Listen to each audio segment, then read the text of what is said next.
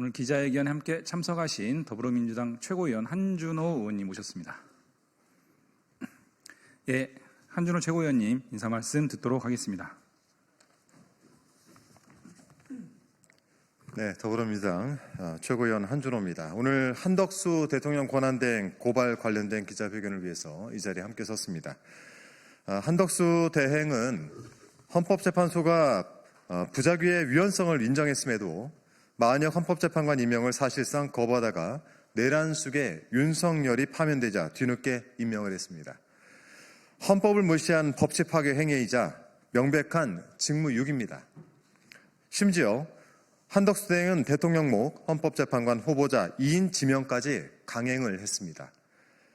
50여일 뒤 국민의 선택으로 새롭게 출범할 차기 정부에서 해야 될 일을 민주적 정당성도 없고 심지어 내란 행위로 파면당한 대통령이 임명한 자가 제멋대로 해버린 것입니다. 위헌적 월권적인 행위이자 명백한 직권남용입니다. 한덕수 대행의 내란 지속을 위한 알박기 행태를 더 이상 두고 볼 수가 없습니다. 이에 더불어민주당은 한덕수 대행을 직무유기와 직권남용 혐의로 고발하고자 합니다.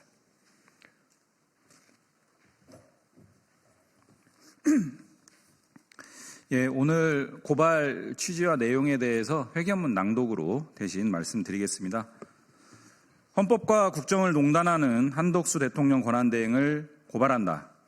우리 국민과 헌법재판소는 위헌 불법 계엄으로 내란죄를 저지른 윤석열을 준엄히 심판했습니다. 그러나 윤석열이 임명한 국무총리이자 대통령 권한대행인 한덕수 대행의 위헌적 전행으로 인하여 헌법 유리는 여전히 종식되지 않고 있습니다. 더불어민주당은 국민이 부여한 본연의 임무를 저버린 한덕수 권한대행을 직권남용 및 직무유기죄로 고발합니다.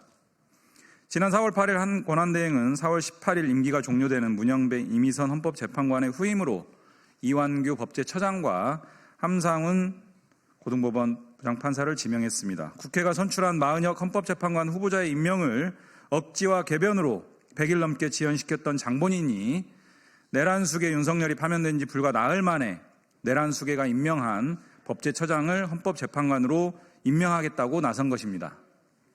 이완규 법제처장은 비상계엄 해제 당일인 작년 12월 4일 삼청동 대통령 안가의 정권 핵심 인사들과 만남을 가진 후 자신의 휴대전화를 교체하여 계엄을 공모한 것이 아니냐는 의혹을 받고 있으며 이미 내란 혐의로 고발당하여 공수처의 수사가 진행 중인 자입니다.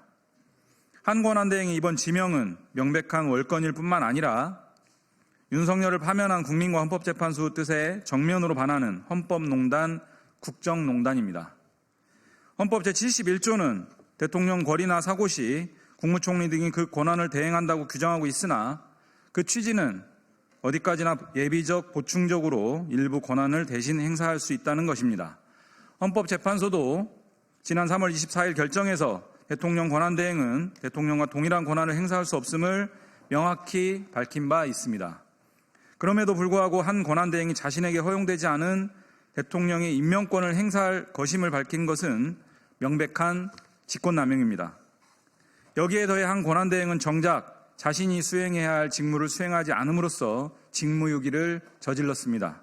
이미 언급한 바와 같이 한 권한대행은 작년 12월 9일 국회가 적법하게 선출한 마은혁 헌법재판관 후보자의 임명을 줄곧 거부하다가 104일이 지난 4월 8일에야 임명했습니다.